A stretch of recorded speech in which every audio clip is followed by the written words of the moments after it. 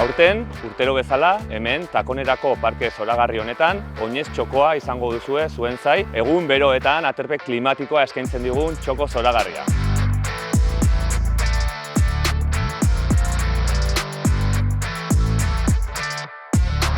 Aurtengo Nafarro oinezen leloak dioen bezala, bidean bat gara. Bidean bat gara euskaltzale guztiok euskararen normalizazioa lortzeko urratsak ematen jarraitzeko.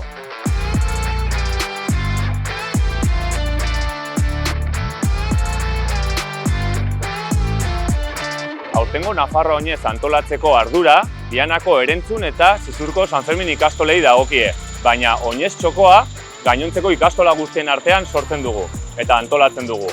Bertan, egitarau zabala izango duzue adin guztiei eskainia, auzolanetik eta elkarlanetik sortzen den txoko zoragarri honetan.